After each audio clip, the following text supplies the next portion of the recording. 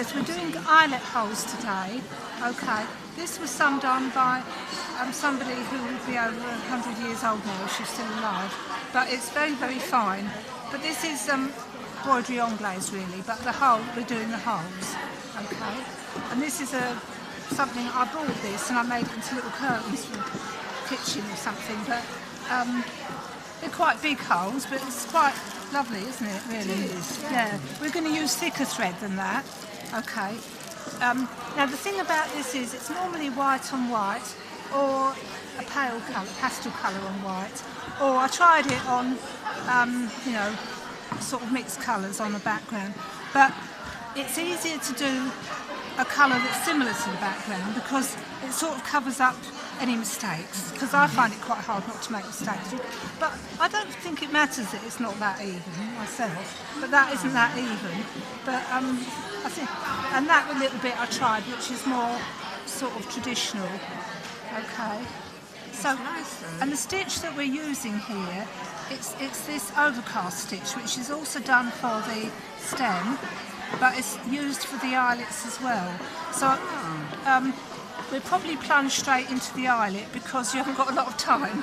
Okay, so we'll leave that on there for a minute. We'll put that over there. Okay, so what I'm going to do, I'm going to show you this with colours of thread that you can see, but you might well want to use a matching thread because you don't see the mistakes so easily, if you see what I mean, but it's up to you. So I suppose I did have a few buttons here. You could draw around buttons. Oh, are they there? Yeah. Yeah, especially the small buttons, okay, to start with. Or you could use something like this, stencil. So we're going to do a small hole to start with. Well, I'll do a small hole and a bigger hole, then you can see a different way of cutting the inside, really. Okay. So what we do to start with, we're down to here. The normal overcast stitch, we do a running stitch and then we overcast over it, but you just pick up a tiny bit of fabric. Okay. Now the same thing with the eyelet. You put a running stitch round it, you make the hole with the small hole that's with a stiletto or a bradawl. Okay, this has got a bit knocked about, I'm afraid. They make the hole through the fabric, and then we overcast stitch round. But for the bigger hole, we actually cut the fabric, okay, and push it back as we overcast round. So it's actually not that difficult. No. So if you push this back as you work round, yeah. Does it mean that it's sort of a bit thicker in the middle? No, what happens is it comes out the side and you just trim it off. Oh, you know, like there might have been some little corners there, and you. Oh, so you don't go right over. No, just you know. Okay. So I found it easy to do this without a ring. Okay. So if you want, you can use something called cotton or Broderie, which I've got orange or white here. Only those two colours. Or I'm using 3 strands of stranded. Obviously, in some of these, like this sample, they used a very, very fine thread, but we're not doing it. Okay. So don't worry about that at the moment. So when you just go, yeah, just outside the hole. So do a little running stitch round. Okay. I'm not going to have to do it every time because you can't stitch round in a curve, can you?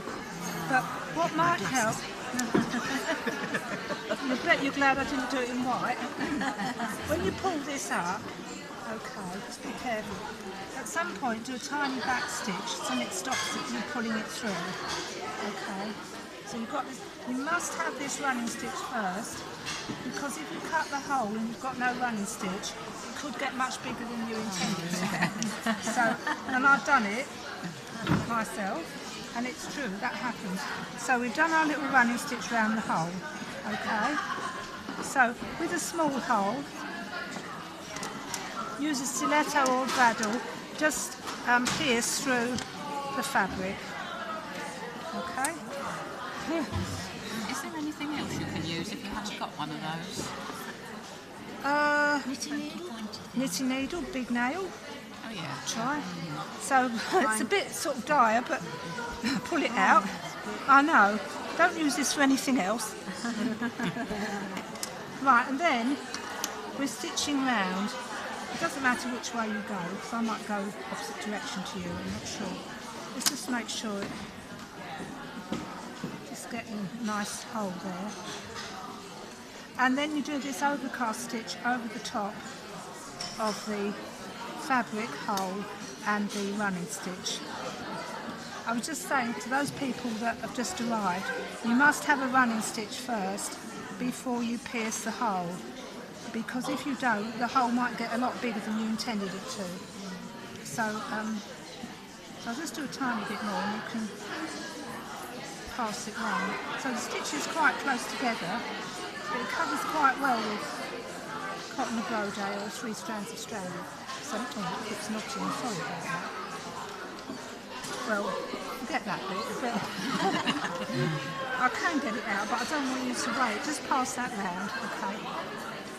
And I'll just show you what happens with this one, and you can have a start. I never thought I'd be able to do that. Well, there you go. When you look at that, you think, oh, I mean, I've got little things at home like that, and you think, So pretty. I'll never do that. This is over 100 years old.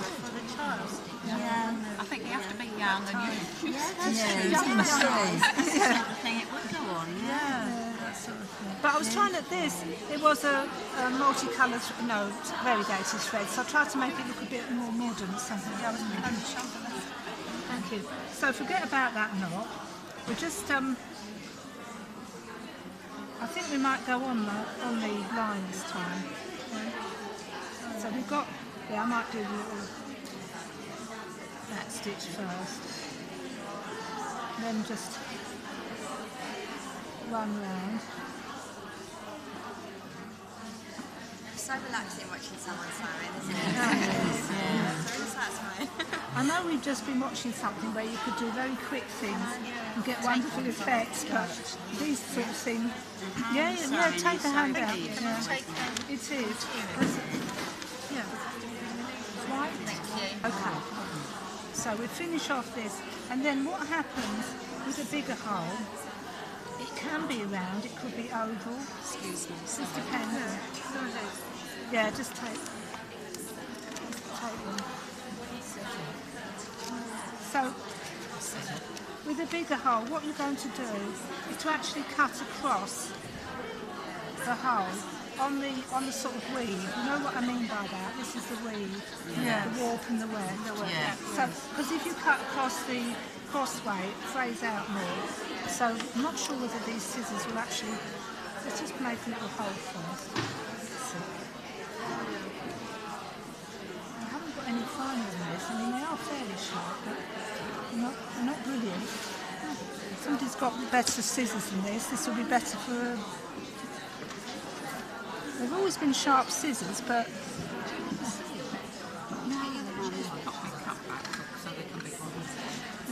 Sorry, they're not the perfect scissors for this.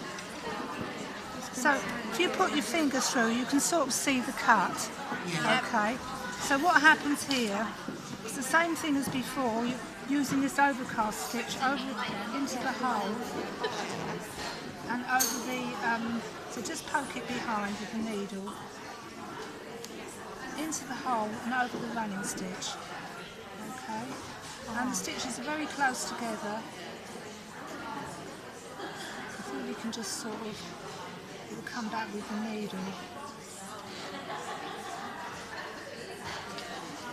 I know there's so many different things where people can burn stuff away, but this is a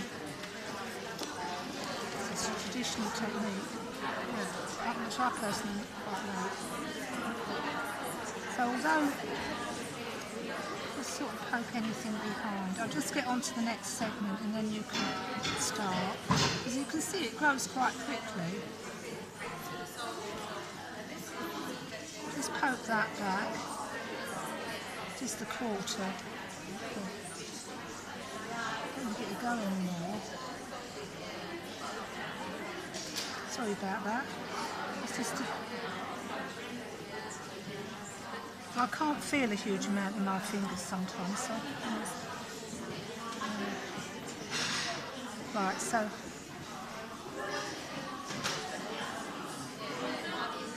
it's not fantastically neat, but you get the idea. Okay. And then anything at the back, well, there's nothing there, but if there was, you would just trim it back. So just push up past that round. So I've got a needle Oh, isn't there. that lovely? Somewhere. Yeah.